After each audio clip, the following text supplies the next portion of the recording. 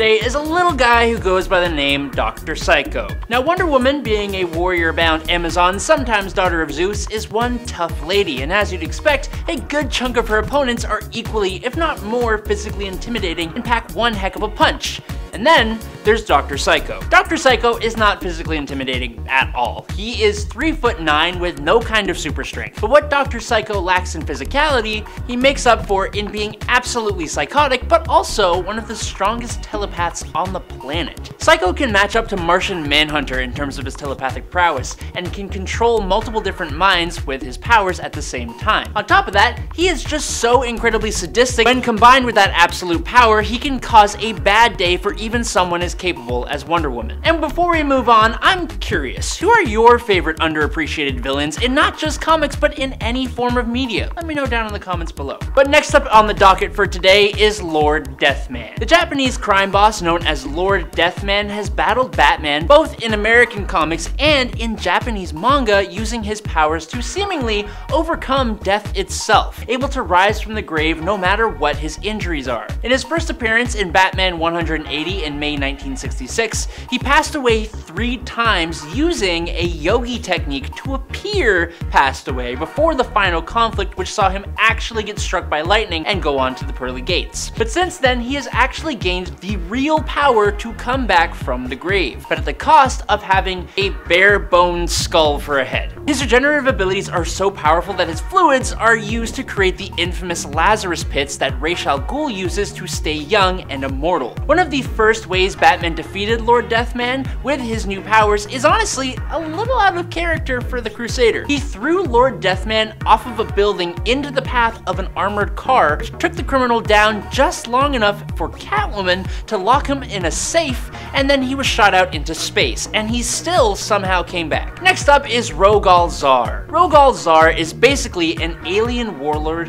who was actually created by the papa of Superman, Jor-El. Rogal was responsible for destroying Krypton along with Empress Gandello of the Trillium Collective. He went on to later invade the Fortress of Solitude, and he destroyed the shrunken Kryptonian city of Kandor. Now, following a series of battles with Superman and Supergirl, the pair were only able to come out on top when the Girl of Steel used a Phantom Zone projector to send Zar to the Phantom Zone. Now, all of that is pretty impressive, but what really sold a lot of people on his actual raw power was later on, when Rogal escaped from the Phantom Zone, leading an army of criminals, including General Zod, who then turned on him. He did battle with Superman, Supergirl, General Zod, John Kent, and even Crypto the dog, all at the same time, until the Thanagarians showed up and put Zar in permanent stasis. Clifford Smek was a participant in a government experiment which caused him to tap into the quantum field, which allowed him to then manipulate dark matter. Now, we have no idea what that really means because we don't even really know what dark matter is, but in DC Comics,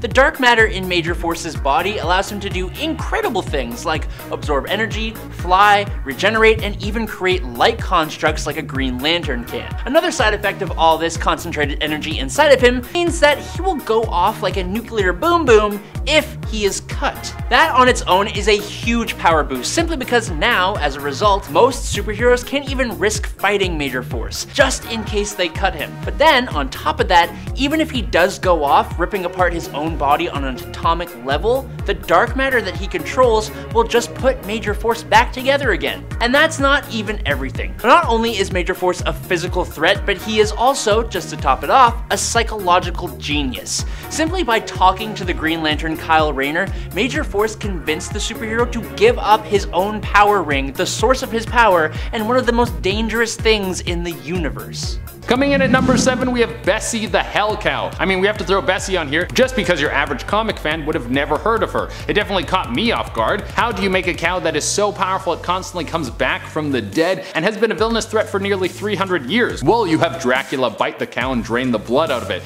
Then the cow dies. Then the cow comes back to life as a vampire cow and goes on the loose trying to murder anyone that gets in its way. And this cow has all the regular tropes that vampires have, so you better believe that she's going to be drinking blood all the time. Also, she has the ability to move her soul into another cow's body if she gets killed, so in a way she is immortal. And what if she can move her soul into another creature's body, like something even more powerful? Coming in at number 6, we have the Hulk. Wait, why is Hulk on this list? He's a hero and we all know how strong he is. Well, I threw him on the list because even though his strength is known, his changes to the side of villainy are probably not as well renowned. There is an entire comic run, Planet Hulk, where the Hulk is banished from Earth and was supposed to live out his days on a desolate planet, but then he ends up becoming the king of a faraway world and then returns to Earth to lay waste to all the Avengers, and holy moly does he do a number on them. And there have been several times when the Hulk has turned his back on his pals because of one of his famous mood swings, or even became their enemy at a crucial moment where they needed him to be clear-headed. In the end, Hulk is only a hero for as long as his patience lasts, which is usually pretty long but can shift at any moment. Bruce Banner. We might as well follow one half with the other. Now, even though Hulk is way stronger than Banner,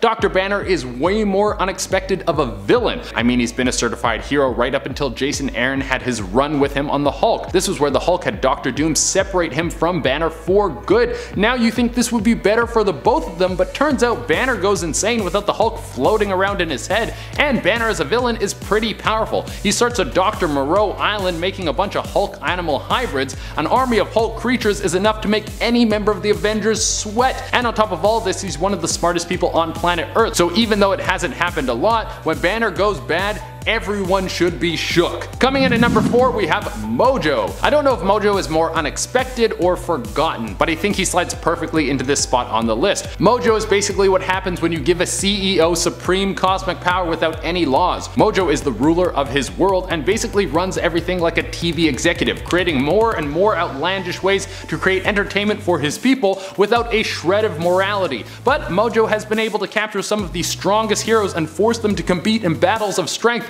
so he can keep his ratings at an all-time high. Coming in at number 3, we have Venom. Once again, another villain who packs a punch but usually operates in the realm of manageability. Like if Venom is on the loose, you don't call in the Avengers A-Team. You send in the East Coast Avengers to deal with them and then you call it a day. But here's the thing, symbiotes can sometimes get stronger over time and their strength is very much attached to the person they bond to. For instance, there was one occasion where Venom combined with Red Hulk and Ghost Rider to make one of the most incredible comic book fantasies I could ever dream of. So for his day-to-day endeavors, Venom is a cool villain with an amazing backstory and a decent power level, but when you get into some of the all-time most powerful things that he has ever done, he is pretty amazing. Coming into the number 2 spot, we have Juggernaut. The first YouTube video I ever watched was a dubbed episode of X-Men, and I still remember it. It highlighted the Juggernaut in the best way, but even though we know the Juggernaut is strong as hell, he's not the strongest in the universe kind of strong. He's able to take on some of the stronger Marvel heroes like Thor, but he can also be bested by the likes of Spider-Man. But here's the thing, the Juggernaut's power level tends to fluctuate a lot. He gets his juice from the Crimson Gem of Sidorak, which is basically powered by a god from another dimension.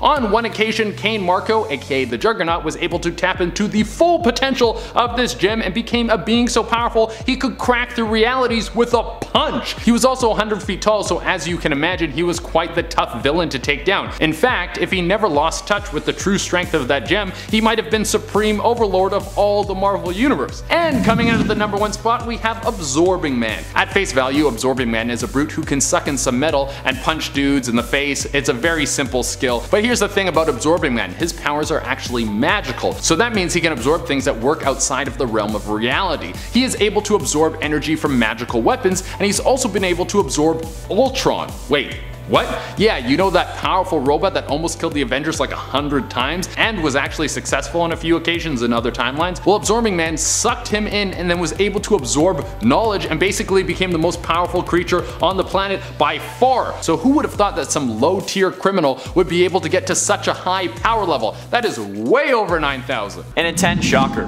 Herman Schultz's parents died when his younger brother Marty was a boy. From a young age, Schultz turned to a life of crime. However, he soon realized that he wasn't really good at it, having been arrested several times.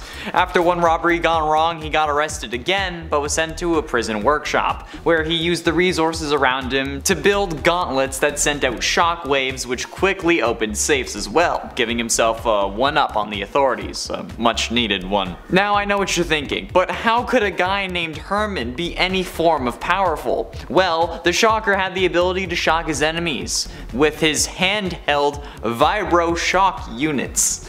But because the vibrations were so fierce, he wore a heavily insulated suit, and during his first outing as the self-styled Shocker, he ran into and defeated Spider-Man. Plus, I mean, he's the Shocker. He shocks people. And at 9, Hydro Man. Morris Bench was born and raised in the Bronx, New York. He began working as a crewman on cargo ship, but he was accidentally knocked overboard by Spider-Man while a powerful experimental generator was being lowered into the ocean for testing. Exposed to the energy conversion process of the generator while being bombarded with volcanic gas, Bench's cellular structure was altered. When he was rescued from the depths though, his body began extruding great quantities of some watery substance, which Bench first attributed to just being sweat. Annoyed by the incessant dripping, Bench went to a local pub to stir up trouble, finding none, but he was astonished to learn that he could convert his entire physical form into basically water. While he may just be a form of Sandman being able to convert to water instead of sand, he certainly seems more powerful to me. There is water basically everywhere, and our bodies are made of 70% water, so if Bench was able to tap into the water that is in his enemies' bodies, that would be a freaking nightmare. Not to mention a horrible sight. And it ain't the Kingpin. A crime boss is one thing. A crime boss that to the public is a well-respected philanthropist and businessman is something else. Especially a businessman who is like 300 pounds of muscle. Wilson Fisk is an absolute madman who runs most of the New York and Las Vegas criminal underworld. However, things get even more intense after his wife is killed so that he doesn't retire. After the murder of his wife, not only did he resume leadership of his former organization, but he also turned over the files on other criminal leaders to law enforcement through the costumed crime fighter of Daredevil, now with the motive of ridding himself of any rivals, and the ploy actually worked, and as a result of the evidence in the files, many crime leaders, both inside and outside the Magia, were convicted. In the ensuing power vacuum, the Kingpin rebuilt his coalition stronger than before. He moved on to control a great majority of non-Magia East Coast gangs dealing in conventional crimes, and the Kingpin's organization became stronger than any single Magia family in the New York area could ever withstand. We love a savvy businessman. Prometheus is going to be up next on our list today, and heroes and villains with no powers always seem to be some of the most powerful. It's kind of strange. Prometheus, after seeing his criminal parents pass away at the hands of the police, he vows a vendetta on any form of justice, a vendetta that would push him to be able to defeat the entire Justice League single-handedly. He shot the Martian Manhunter with a dart that turned his powers against him and set him on fire. He infected Steel's armor with a computer virus which commanded the suit to damage the Watchtower. He hypnotized the Huntress into unconsciousness,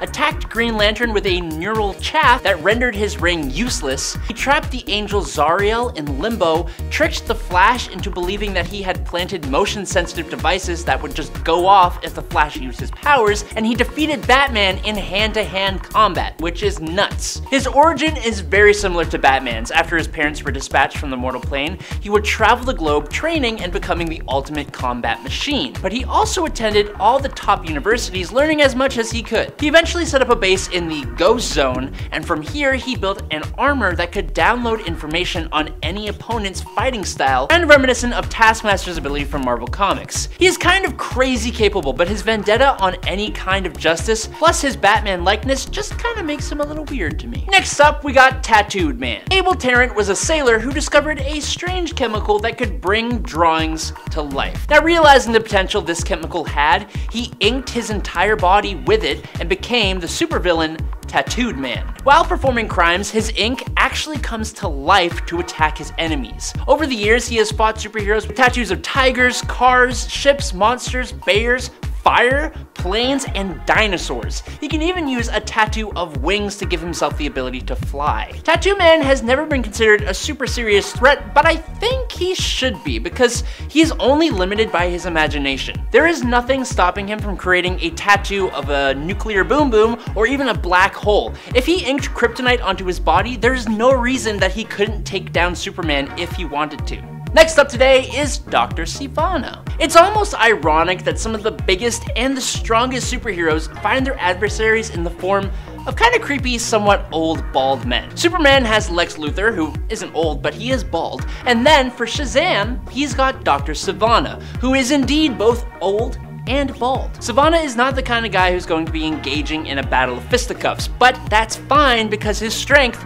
is in the brain department. The villain doesn't have a ton of monumental feats, but one of his best comes to us in the Multiversity Thunderworld adventures. In the opening pages of this comic, Sivana literally attacks the Rock of Eternity, which is the source of Shazam's powers and the home base for the wizard Shazam. This place has never ever been attacked for an eternity, and Sivana attacked it with a bigger Rock of Eternity, which is weird. He had his own Shazam-like team of superpowered children and his own multiversal duplicates helping him along. He manages to take the wizard Shazam prisoner and mine the rock for its own power, granting himself his own monstrous Shazam-like form, and it's crazy. Now, with a name like Psycho Pirate, it's easy to not take this villain too seriously, but Roger Hayden is quite the capable guy. Hayden wears a faceplate called the Medusa Mask, which can control the emotions of anyone nearby, and he staunchly believed that this was his ticket to riches and power. When heroes or the police try to stop his crime sprees, Psycho Pirate just uses his mask to overwhelm his opponents with shame, guilt, depression, or any other number of emotions. He can also make a person develop a phobia of anything he wants them to be afraid of. Like, in his debut issue, he made Dr. Fate, one of the most powerful magic users in DC Comics, develop Cytophobia, aka the fear of food. And then he attacked Fate with a pizza. That's amazing! Psycho Pirate has played a huge part in some of the biggest DC comics ever, including Crisis on Infinite Earths and Infinite Crisis. If you needed more proof, Amanda Waller, the head of the Task Force X program, aka the Suicide Squad, has claimed that Psycho Pirate is one of the scariest beings in the universe, calling him, quote, a man who could make gods go mad, a man who could make the mad gods sane again. And in our second place today is Extant. Henry Hall, the brother of Donald Hall, aka Dove, started his comic book life as Hawk, being empowered alongside his brother by a Lord of Chaos and a Lord of Order who had fallen in love. Now, Henry represented chaos.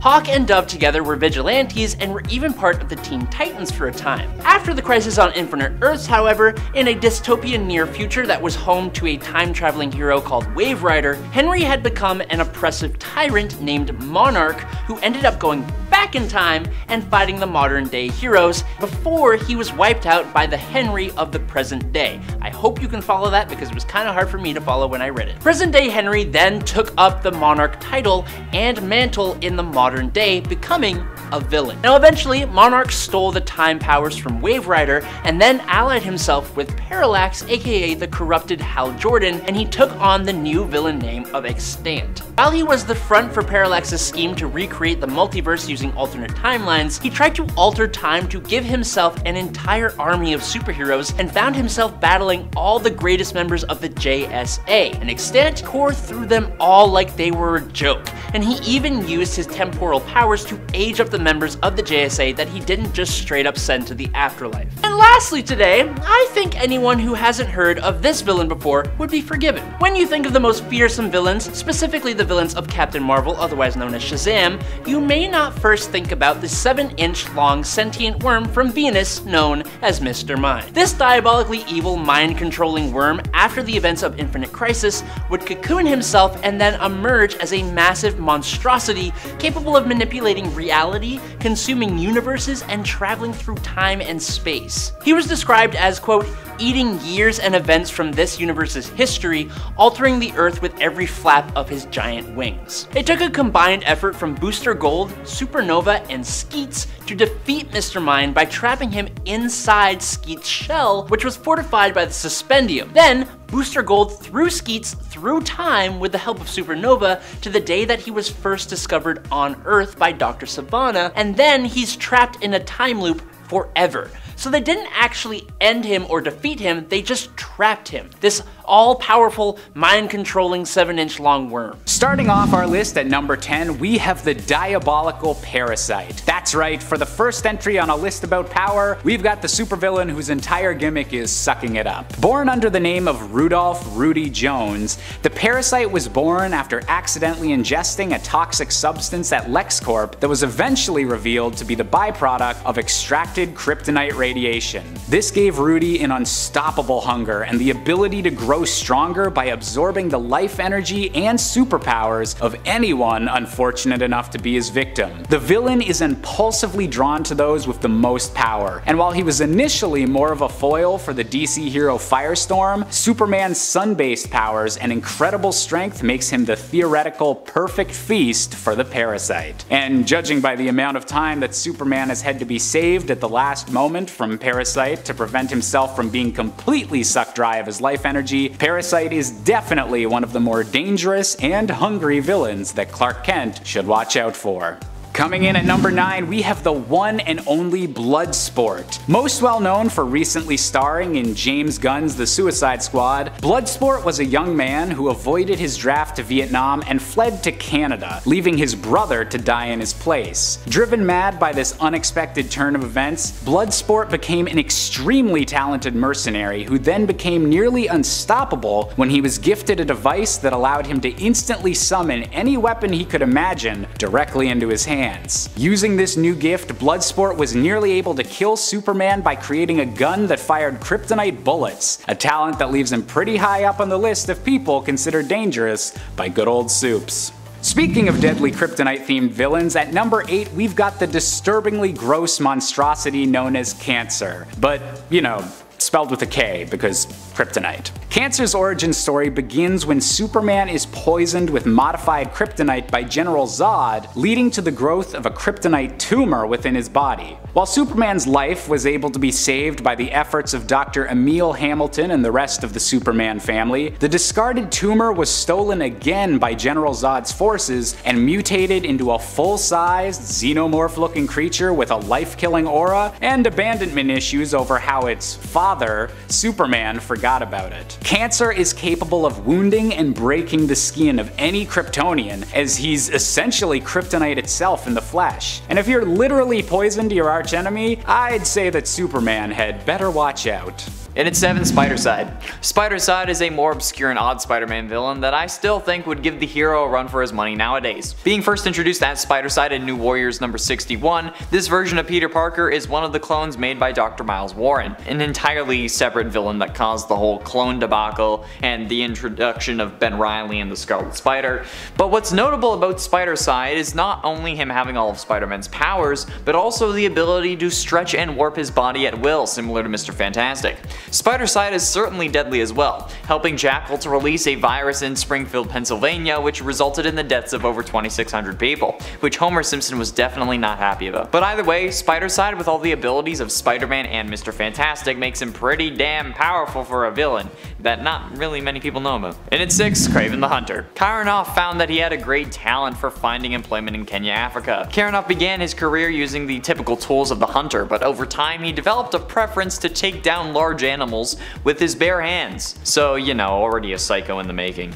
After meeting a voodoo witch doctor named Calypso, Karanoff took a herbal potion which enhanced his physical powers and gave him strength, speed, and senses to match a jungle cat. The potion also extended his life greatly, keeping his health and vitality for years to come.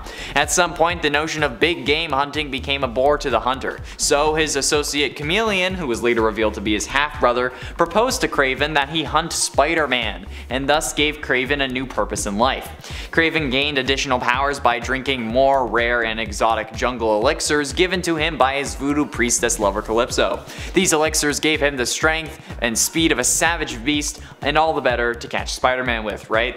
Despite being assisted by the Chameleon, his scheme failed and he was deported from the US, but he would definitely come back. Halfway through and at number 5, Toxin. Born from Carnage as the 1000th symbiote in its lineage, Toxin was feared to be the strongest and most dangerous of their race by both Venom and Carnage. Shortly after being born, the symbiote united with police officer Pat Mulligan. Years later, the symbiote was removed from Mulligan by Blackheart, who beat Pat Mulligan to death in a gutter. With the help of Venom, Jack-o'-lantern took it to its boss, Crime Master. Crime Master, though, found the perfect host in Eddie Brock, who he forced to become Toxin's host. You know, Eddie Brock, the former host of Venom. After bonding with Eddie, Toxin took over its host and worked with the Savage Six, attacking its grandfather symbiote Venom. And with Toxin seemingly coming to the big screen in the future, being introduced in Let There Be Carnage, okay, well, Pat Mulligan was introduced, and then he had some like freaky thing happen with his eyes near the end of the movie, but still, it's very close to it. This guy is also just a freaking freak, okay? He can grow fangs and claws when he's angry. It just happens. It's not something that he thinks of, it just happens. Something that Venom and Carnage are unable to do. However, Toxin is also unable to be tracked by Venom or Carnage, as well as being immune to Spider-Man's spider sense. So this dude is hella off the radar, which only makes things freakier. And in 4, Anti-Venom. When Eddie Brock separated from the Venom symbiote, traces of it were still left in his body. Later though, suffering from cancer, Brock started working as a volunteer in the Feast Center. Martin Lee, the founder of Feast, and the alter ego of the supervillain Mr. Negative, used his powers to cure Eddie's cancer. But in the process, Lee accidentally infused the remnants of the symbiote in Eddie's bloodstream with his power, and fused them to his white blood cells, creating a new hybrid symbiote which manifested when the Venom symbiote attempted to leave its then current host Matt Gargan and return to Eddie. This new symbiote, dubbed Anti-Venom by Eddie, demonstrated tremendous healing powers and other powers that differ from the Venom symbiote, as well as having an inverted color scheme, or a negative color scheme, if you will, such as producing antibodies that can cure any known disease and removing any other impurities within a human body. Unlike other symbiotes though, this symbiote is completely mindless, and Eddie Brock is in full control of its actions. This symbiote was destroyed when it was used as the cure for the spider virus, which had turned various characters into human spider hybrids. However, it was remade as Agent Anti-Venom after Flash Thompson ended up getting soaked with Anti-Venom serum. That's a whole other story. Getting close to the end, and in number 3, Shathra. An inhabitant of the astral plane, Shathra is the spider wasp to Peter Parker's spider. She learned of Spider-Man when he strayed from the safe path during a visit to the astral plane to locate the interdimensional kidnapper known as the Shade. Shathra immediately realized Spider-Man's true nature and determined that he would make the perfect meal for her hungry young hatchlings. Great! First introduced in Amazing Spider-Man Volume 2 number 46 in 2002, Shathra quickly followed Spider-Man's scent back to Earth. She engaged Spider-Man in a battle that demonstrated her clearly superior speed and strength, but Spider-Man was able to use his superior knowledge of New York City to find temporary escape. But of course he only knew that it was a matter of time before Shathra would locate him once more. Shathra turned the game in a new direction though, changing to a human form and adopting the name Sharon Keller. And she went on TV to pose as Spider-Man's jitted lover. She went on TV and revealed a series of convincing and humiliating details, and of course this made Mary Jane upset. So, spurred on by Mary Jane's distress, Peter rose to the taunt. He gatecrashed the studio interview and attacked Sharon Keller in full view of, live TV. Shathra reverted to her Spider-Wasp form, but her gambit had achieved its goal of pushing Spider-Man to act on pure instinct, which ended up making him the prey, because they were at their actual primordial positions. He was the prey, she was the hunter because she's the Spider-Wasp. You get it, you get it. But ultimately, in at number 2, Chameleon. Being the first villain Spider-Man ever faced way back in Amazing Spider-Man number 1 from 1963 and my costume from yesterday, I think that Chameleon is a more underrated villain than he should be. Being able to look like anyone at any time is pretty damn overpowered, especially when you can use it to look like Spider-Man and even use suction cups to stick to walls, even if it's slightly unrealistic. This character is especially powerful when he has superpowers, like in the 90s animated Spider-Man series, where after Alistair Smythe infused him with a techno-organic virus, could simply look at you and end up transforming into you. It's actually insanely overpowered when you look at it like that, since he can also transform his clothes. He could be fleeing from Spider-Man and turn the corner and then be anyone, so it's certainly someone to fear, unless they use the original version who has to use disguises and makeup to look like anyone they want, since that process takes time and can't be turned on and off. And finally, into number 1, the Spot. As a scientist working for the Kingpin, Dr. Owen was assigned to reproduce the radiation levels of the Vigilante cloak to find a way to artificially mimic his powers. Working late one night, he succeeded, creating a solid black circular portal. In doing so, however, the drain on the city's power became so great that a blackout washed over the city, causing the portal to shimmer and destabilize. Fearful of losing a once-in-a-lifetime opportunity, Owen stepped into it, and the power shortage caused the portal to send him to a different dimension, a place of half darkness and half light. When Owen emerged back into his lab, his body had undergone a radical transformation. The portals from the other dimension had adhered to his skin, covering him with black spots from head to toe.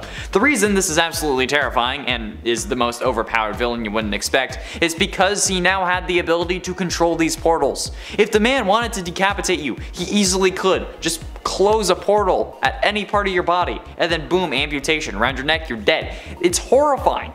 Spider-Man in the 90s cartoon would use these portals to land a punch on Owen, but if Owen just decided to close it or he lost his focus to keep them open, that would have been real bad. Just stay away from this guy. Straight up. Don't even try to fight him. Number 10. James Gordon Jr., also known as X-Strike. James Gordon Jr. is a sociopath who in the New Earth continuity believed that empathy made you weak and set out to prove as much to Batman. While he is just a sociopathic murderer who enjoys hurting other people, James also happens to have a genius level intellect, which is obviously a pretty deadly combination. In the story Black Mirror, he set out to administer medication he had made to infants which increases psychotic tendencies, a medication he himself was using, supplementing the meds that would have helped to subdue those tendencies and calm those instincts within him. It took a while before the Bat family or the Gordons managed to figure out that something was not right when James returned. Although at least his dad, Commissioner Jim Gordon, had instincts that something was pretty much up right away and decided to follow those, which ultimately allowed James's plot to be uncovered and for him to be apprehended in the end. In the Prime Earth continuity, he was part of the Suicide Squad and was known for being their analyst. James also seems to be one of those villains who dies in stories but then always somehow comes back. I feel like he's done that at least a couple times, so although he's dead right now, he'll probably come back at some point.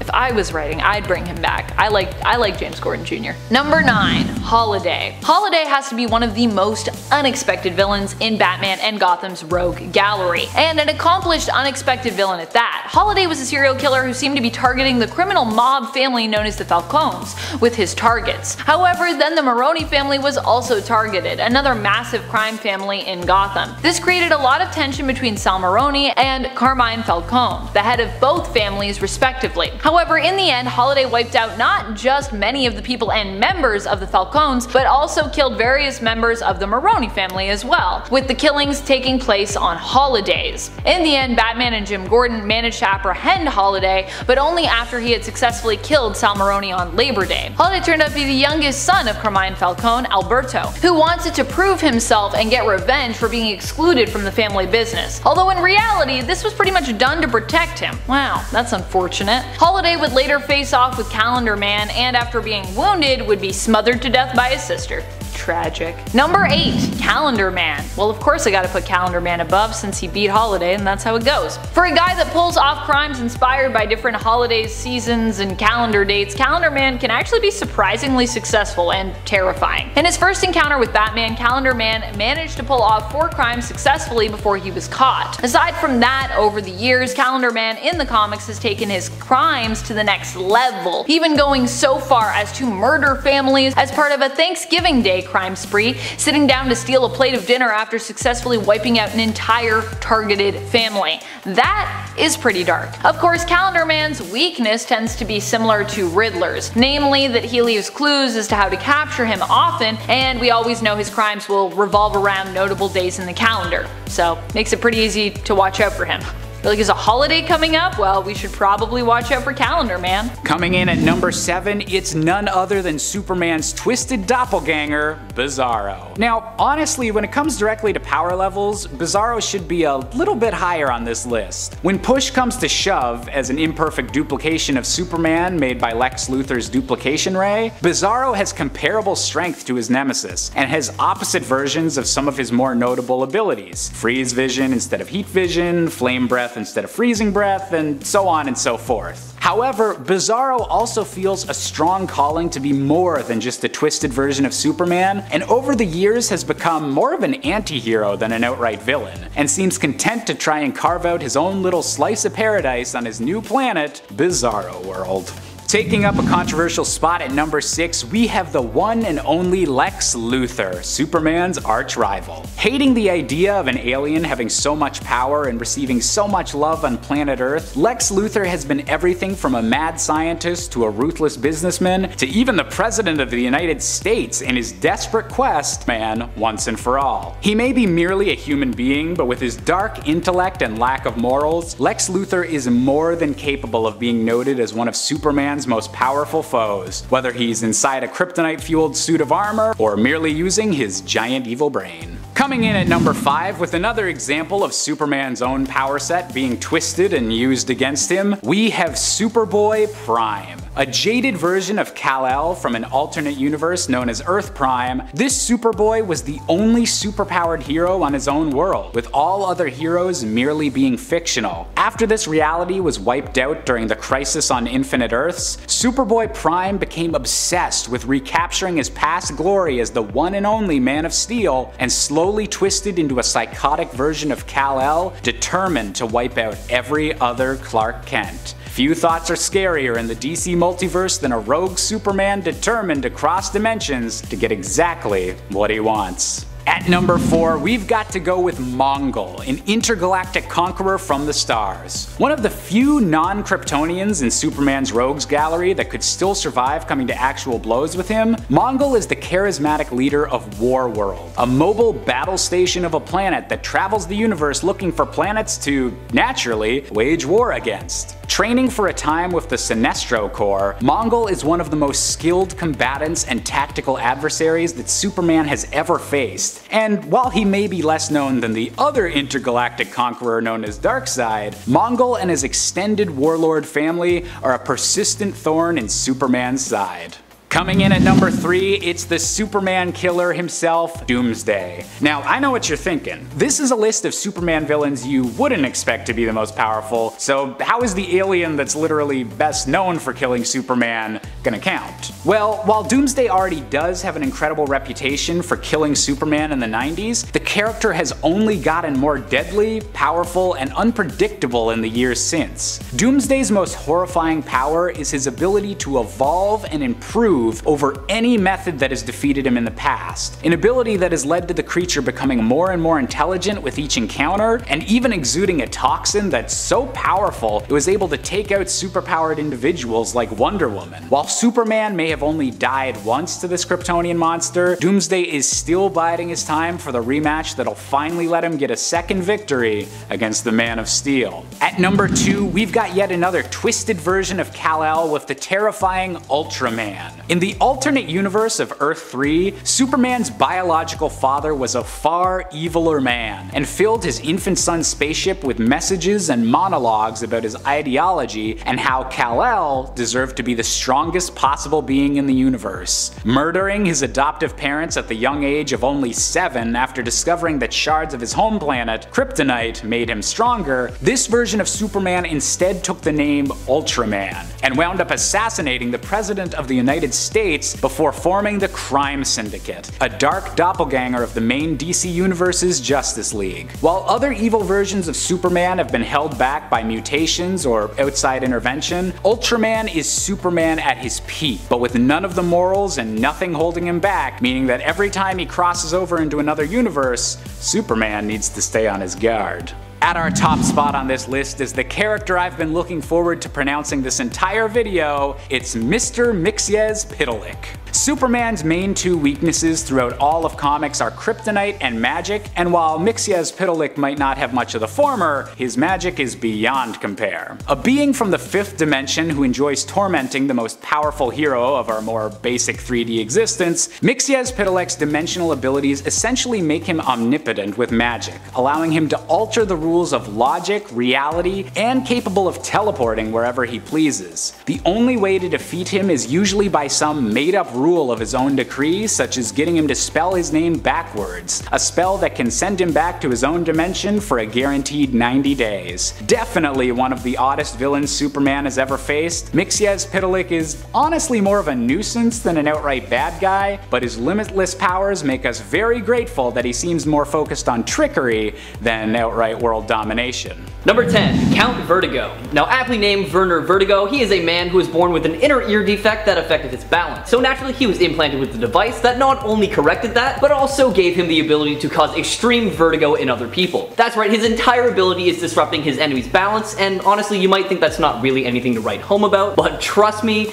it is a lot more useful than you might think. Now Count Vertigo uses his ability to mess up the aim of even the best marksmen, to disrupt the guidance system of some of the most high-tech machinery, and even uses it to manipulate the emotions of people, causing them to flop between emotions like crazy. Now there are also 2 other Count Vertigos that fought against Green Arrow, but they use drugs to cause the same effects in their victims, and we are going to ignore them because using drugs is not cool. It's true, it's not cool. It's really not. Number 9. Calendar Man. Calendar Man to most people is just a guy who's obsessed with the date. but in reality, he is also one of the most accomplished villains. During his first appearance, he almost managed to defeat Batman, one of the greatest and smartest detectives in the world, straight out of the gate, by giving him an almost unsolvable problem. Calendar Man sent an anonymous letter promising to commit 5 crimes, one each day, each one corresponding to a particular season and theme, with the 5th day also being a clue as to the true identity of Calendar Man, with the 5th season. Batman failed to capture Calendar Man on the first 4 days, often arriving too late to the scene of the crime, and on the 5th day it was only an ad for Calendar Man's side hustle as a magician who was playing 5 days at the Bijou Theater in Gotham that allowed Batman to connect the dots. Where would Batman be without ads from the local newspaper? Local newspapers, they're important. They really are. You always gotta support local. Yeah. Number 8. Phobia. Quite possibly one of the most underrated villains in the DC universe, Angela Hawkins III is Phobia, a member of the Brotherhood of Evil and constant enemy of the new Teen Titans that is capable of bringing your deepest and darkest fears to the surface. She basically uses psychic abilities to access the fear center of your brain and creates incredibly lifelike illusions that incapacitate pretty much everyone except for a select few who have been shown to be immune. Funnily enough, she is actually not immune to her own powers because she has some deep, dark insecurities and phobias hidden away as well, behind that, tough exterior. And that was exploited by Raven in an attempt to convert her to the hero side of things. Obviously that didn't work though, because since then, she has joined the Injustice League as a new member. Number 7. Owlman. Pretty much everything about Owlman from Earth 3's crime syndicate is unexpected. He's the evil counterpart to Batman, but is not Earth 3's version of Bruce. Instead, he is Thomas Wayne Jr., who on his Earth was Bruce's older brother. He himself plotted to kill his parents as he believed they were mismanaging their wealth, which would of course end up being his inheritance. In the end, Bruce refused to help Thomas and even attempted to convince him to halt his plot. So Thomas Jr., saddened, was forced to kill his brother, having had much higher hopes for young Bruce. Thomas would then become Owlman and use a combination of fear, wealth, and influence to take control of Gotham. Still missing his brother, he decided to find someone to fill that hole in his heart. After meeting Dick Grayson at the circus, Thomas orchestrated the death of his parents in secret and then offered him support and a home, manipulating him into becoming his sidekick, Talon. Yeah, pretty shocking stuff. Number 6. Hush. Hush has managed to pull off some of the most horrific schemes over the years and gotten under Batman's skin many times, and Catwoman's skin even, when he literally stole her heart. Thomas Elliot is not only a powerful villain because of his intense vendetta against the Wayne family and Batman, but because he also is often shown to have the skill and strength to match Batman, as well as the cunning. He has taken Batman in hand-to-hand combat and fared surprisingly well, and he's managed to set into motion outlandish plots like impersonating Bruce Wayne by giving himself plastic surgery to make himself look nearly identical, then capturing and threatening the real Bruce Wayne with murder and disfigurement so that he could ultimately take his place. Number 5. Darkseid. I know what you're thinking, but Amanda, none of us are surprised that Darkseid is super powerful. It's, kinda his thing. I know Darkseid is super powerful. But remember earlier on when I said that some villains are simply surprising because they happen to go toe-to-toe with Batman at all? Well, Darkseid is one of those villains. Because he's just so powerful, it makes little sense that Batman would even be able to face him. I'm not knocking Batman here, by the way, just acknowledging that he, at the end of the day, is just a very well-trained, skilled, rich man in a bat suit. So yeah. And yet he has also managed to defeat Darkseid on more than one occasion, which is only even more unexpected and surprising. But I guess it's these unexpected storylines that we find so exhilarating and help to sell comics. So when it comes down to why they were written, it actually makes a lot of sense. It's the unexpected matches that are the stories people get excited to write and fans get excited to read. Number 4. Harley Quinn. Harley is just unexpected because of, where she started from in the Batverse. She was introduced in the Batman animated series as Joker's sidekick and girlfriend, and she became such a fan favorite that she was made a regular there even though she was kind of intended to be a one-off character, and would eventually make her way into the comics as well. From there, Harley's popularity meant we'd see her win all kinds of victories, or at least almost win them, and in the animated series she'd also prove how dangerous she was when she came up with some of the most potentially successful schemes, which of course often irritated assassinated her partner in crime and her partner in life, Mr. J. Over the years, Harley has become so successful and powerful, in fact, that she has moved more and more away from being a villain and more towards heroic acts, with her now even becoming one of Batman's sidekicks in the comics. For a human, Harley is also shown being very strong, flexible, and durable, in addition to being brilliant, often using her intellect or her unpredictable craziness to outsmart many of her opponents. Let's just remember that at one point she took on Wonder Woman, Batman, and Superman all at once, and was actually successful in that encounter. Number 3. Poison Ivy. I mean, we all know how powerful Ivy is at this point, but it should also be acknowledged that initially she was just a student studying to be a botanist who ended up being used in her teacher's / lover's twisted experiment. She then became something new, something deadly, the villain and creature we'd come to know as Poison Ivy. Ivy was initially shown to be immune to all poisons and was interested in crime for basically the sake of status and power, able to use pheromones and kisses to influence her enemies. The power of seduction. I don't know what this is. This is seduction, apparently. Since then, Ivy has come a long way at one point, even taking control of the whole world, controlling everyone's minds through plant life that they had consumed. She also became a full-on terrifying eco-terrorist, and since the very real and also fictional world of eco-horror continues to grow, so does Ivy's power and presence in the comics, especially now that she's returned to her more traditional, villainous ways. Which is also kind of unexpected, because she was down this hero path and then they were like, she's a villain again. And I was like, huh? Alright. Number 2. Karma. Just because you are considered a low-level thug, or in Fleet Delmar's case a supposed freedom fighter, doesn't mean you can't rise above your rank and become something greater. That is just what Fleet did. He ended up getting his hands on some alien tech that allowed him to move up to the next level when it came to his rank as a threatening and powerful Batman villain. He was supposedly apprehended by Batman years before, who had tormented him with fear gas as punishment for his crimes. It's pretty harsh, really. This experience apparently led to him losing his eyes and becoming blind, which is why he decided to seize the alien tech and use it to get revenge. The helmet he wore granted him psychic powers, allowing him to read the minds of his opponent and counteract their attacks easily in a fight. The helmet also allowed him to absorb energy blasts, which at one point allowed Karma to take on both Black Lightning and Batman at the same time.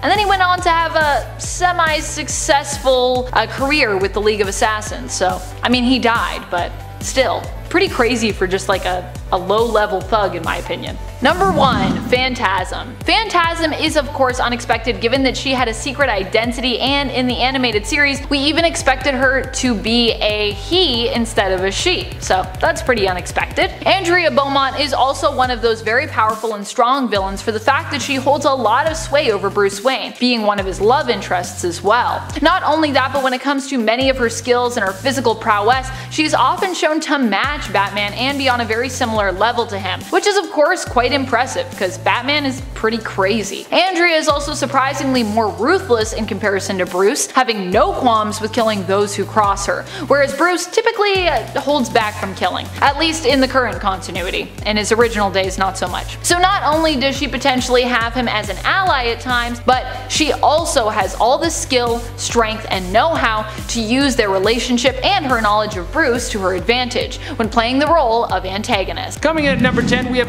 Taskmaster. Let's kick off the list with a villain who is pretty well known and is actually going to be the main villain in the next upcoming Black Widow movie. At face value, sure, Taskmaster is pretty strong, but I wouldn't put him in the ranks of strongest of all time. After all, he can still be killed by conventional means, unlike Galactus or Thanos. But what makes Taskmaster so powerful is his ability to train others. On more than one occasion, Taskmaster has been in charge of training armies to fight against heroes. Now, because Taskmaster has his super drug which allows him to have insanely powerful recall, and he is able to mimic and decipher other people's combat styles, he can use this to prepare thousands of people to take down heroes in the perfect way. He would know exactly how to fight them, and he can display all of their techniques because he already knows them. So it's not so much that Taskmaster himself is massively powerful, but it's the way that he can apply his skills. Coming in at number 9, we have The Natural, a brand new villain on the scene, so the potential of their own power is still unknown, but it would seem at the very least they can beat the hell out of some of the most skilled heroes that are already calling themselves Avengers.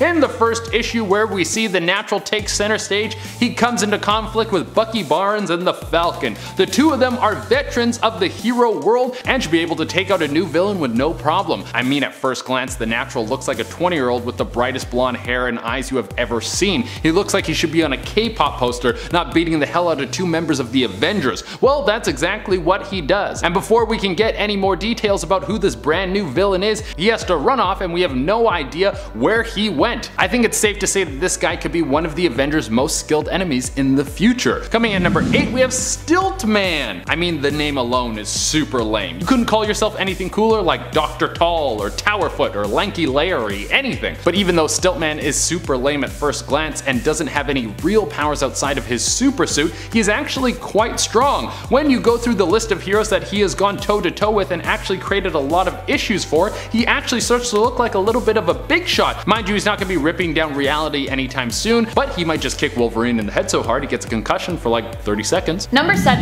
Giganta. You expect Giganta to be strong, of course, considering she is a gigantic woman, but I also feel like she's a villain that is more often than not forgotten by people. So while you might expect the strength to come along with her, you just wouldn't really expect her at all most days. Dora Azul was attempting to cure her rare blood disease that she was born with by experimenting on herself. Her mad scientist ways caused her to end up in a conflict with Wonder Woman and later caused her to also become the villain she is today. In the original continuity of New Earth, Doris abducted the body of a strong woman named Olga, putting her own consciousness into that body and gaining the ability to grow in size when her plot to steal Wonder Woman's body had failed her. Number 6. Automatopoeia. Now, I personally love a good automatopoeia, but hey, I will take a bad one every now and then, and that is exactly what this villain is. He is a serial killer that specifically targets non-powered heroes, and he is so aptly named because he imitates the noises around him, such as his gunfire or the dripping water. He is also seen to be surprisingly durable for a human, able to take 6 arrows without slowing him down, and drop at least 7 stories and just keep on running. Now, this highly trained villain is one of the most clever out there, not only attacking Oliver Queen's son Connor, but fooling Batman so much that he reveals his own identity. And also, in true villain fashion, he messed with Batman even further by killing his fiancée Silver St. Cloud, slitting her throat while imitating the sound Batman's utility belt makes. Number 5. Punchline.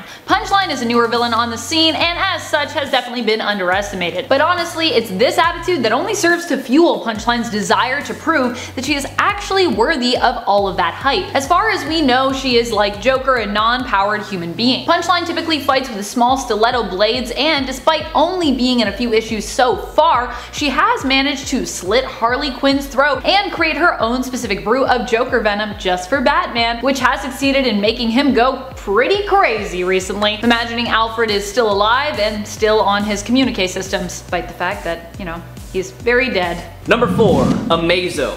A super deadly android designed by the insane in the membrane scientist Professor Ivo that acts as an enemy to the Justice League. Thanks to its synthetic body, Amazo is capable of replicating anything about a person in its general vicinity, including their powers and skills, so you can probably understand why this android is so powerful and so dangerous. Amazo has been shown duplicating the powers and skills of Superman, Green Lantern, Zatanna, Black Canary, Elongated Man, and so many more, meaning his arsenal of powers to choose from is absolutely ridiculous. Not only that, he also has the ability to temporarily negate the powers of the hero that he's mimicking. So, for example, he could strip Superman of his powers for a finite amount of time and just pummel him into the dirt. That is absolutely insane if you ask me, and that is why he is on this list today. Number 3. Harley Quinn. In Batman the Animated Series, Harley Quinn unintentionally pissed off the Joker because she proved just how valuable of a partner in crime she was, and how capable she is as a villain without even the Joker's help, and has also done so with her pal Poison Ivy. Though of course Harley and Ivy just believed they had kidnapped millionaire Bruce Wayne at the time and made him take them on a shopping spree. But still, that's pretty impressive. While many also think that Harley is always moving closer to becoming more soft and more of a hero than a baddie, let's not forget when she executed one of the most villainous plots, also without the Joker, killing tons of children across Gotham with free explosives that were disguised as video games, simply because she was bored and sort of feeling lost in terms of what to do with herself. So yeah, don't underestimate Harley Quinn. Number 2. The Reverse Flash. Eobard Thawne, one of the many speedsters that you'll find scattered throughout time and space in the DC universe. Also known as Professor Zoom, this biggest Flash fanatic to ever live is capable of basically all the things that the Flash and his Speed family can do. You know, like time travel, super speed, and electrokinesis. But what really sets him apart is his ability to completely negate another's connection to the Speed Force, effectively stripping his fellow speedsters of their powers and rendering them honestly useless. His most impressive feat though would probably be when he, set the entirety of the New 52 in motion by creating the Flashpoint timeline. Almost every hero and villain dies in some gruesome death thanks to the circumstances of this new universe, and yeah, that's pretty scary if you ask me. Number 1. Lex Luthor. Now when you boil it down, Lex Luthor is just a dude. He's just a bald dude who has a big beef with Superman. Whether that's because he doesn't like the fact that Superman's an alien, or he blames Superman for his hair loss, depending on the comics you're reading. The fact remains that his brilliant intellect puts him in the running to be one of the strongest, most powerful, and definitely most iconic Superman villains of all time. The fact that 1. Luthor is also a human who keeps one of the most superpowered heroes, Superman, on his toes, and that 2. He managed to convince the country, despite being a supervillain, to vote him in as president, are both pretty impressive.